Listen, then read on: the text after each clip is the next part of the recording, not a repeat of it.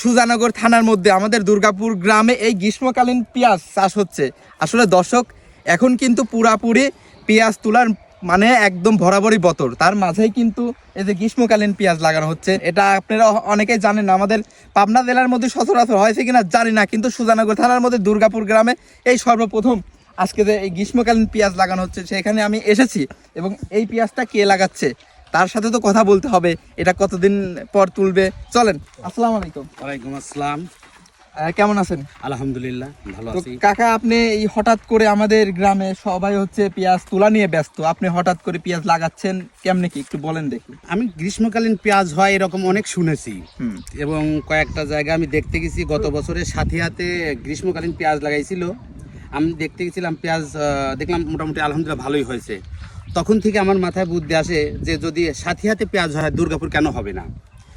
তা এর আগে আমার দুর্গাপুর আরও 2-3 জন চেষ্টা করেছে, তার পেঁয়াজের দানাই জমাতে পারে নাই, পেঁয়াজ লাগানো তো দূরের কথা। তাই এবার আলহামদুলিল্লাহ আমি গ্রীষ্মকালীন পেঁয়াজের দানা দুর্গাপুরেই চালাইছিলাম। আলহামদুলিল্লাহ আমার দানা দেখছেন মাশাল্লাহ মোটামুটি সুন্দরই হয়েছে। বড় বড়ই তো। এটা কি জাতের দানা? এটা দানার নাম হচ্ছে নাসিক। নাসিক। তো এটা ফলনে বিঘাতে কত মন আসবে?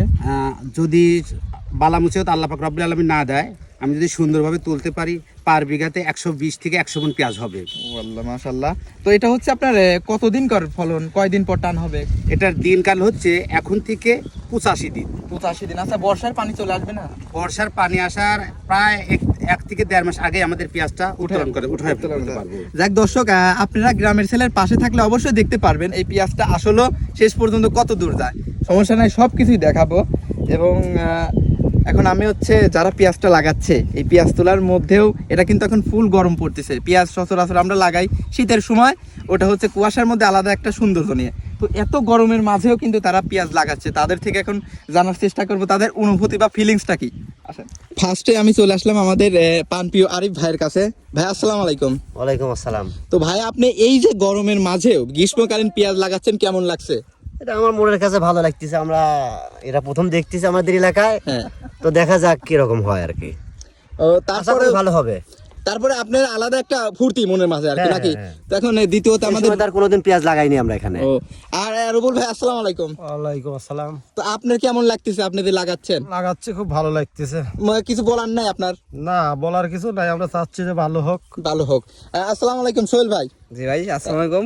ওয়ালাইকুম আসসালাম। তো আপনি লাগাচ্ছেন, আপনার কেমন লাগছে বিষয়টা যদি একটু বলতেন? খুব ভালো লাগতেছে আমার, যেহেতু আমাদের গ্রামেই সর্বপ্রথম, আমাদের পাবনা জেলার মধ্যে সচরাচর এরকম শোনা যায় না কোনো জায়গা। আপনার কেমন লাগছে? আমার খুব ভালো লাগতেছে, কারণ এই সময় এই পেজটা এখন লাগায় না কেউ, কারণ আমার চাচা আমি লাগাইছে। আশা করি খুব ভালো হোক, এই দোয়াই করি। আসসালামু আলাইকুম নবী ভাই। ওয়ালাইকুম আসসালাম। কেমন আছেন আপনি? আলহামদুলিল্লাহ ভালো আছি। তো আপনি মনে হচ্ছে সচরাচর সবার থেকে একটু পিছিয়ে আছেন, তারপরেও বলি আপনি সমস্যা না, আমার সাথে কেউ পারে না, ঠিক পারে আছে? না, হ্যাঁ। লাগাতে আমি আপনাদের গল্প শোনা একটু ব্যস্ত ছিলাম জন্য পাস করেছে, ঠিক আছে? দেখ, আপনার আমার সাথে এর সাথে পেজ আমার সাথে পারবো না পেজ। দেখ দর্শক, এ হচ্ছে 64 জেলাকে ওপেন চ্যালেঞ্জ দেওয়ার লোক। সমস্যা নাই। তো ভাই, আপনার কেমন লাগছে যদি একটু বলতেন? অবশ্যই ভালো লাগতেছে। এই সময়তে মানে পেঁয়াজের পিস তোলার সময় ধরেন বস্তা বস্তা উঠানো চাই, পিস লাগানো খুব আরাম লাগতেছে, খুব আরাম লাগতেছে না? তো আমাদের আঙ্কেল কত বিঘা লাগাবে সেটা কি বলছে? এই 5-7 বিঘা লাগাবে আপাতত, স্টার্ট হলো। তারপরে পরিবর্তে আরো 3-4 বিঘা লাগাবে। যাক দর্শক, আপনাদের যেটাই হোক সবকিছু জানা। এখন আরেকটা কথা বলবো, আমাদের এই যে আরেক ভাই।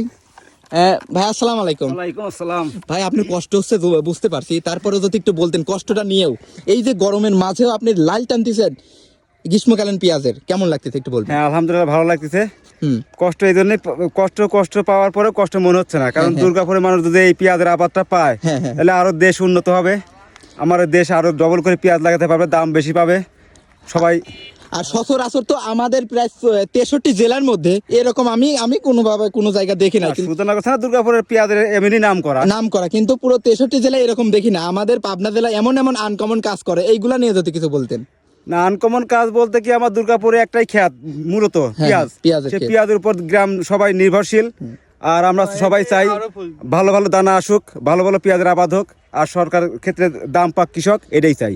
কিন্তু সরকার তো দাম দেয় না, দাম দিচ্ছে না। এই 600-700 টাকা পিস বেচবে কি হয়? এক একটা লেবারের দাম হলো 1200-1300 টাকা করে এখন বর্তমান যাচ্ছে। কাকা ওয়ালাইকুম আসসালাম। কেমন আছেন?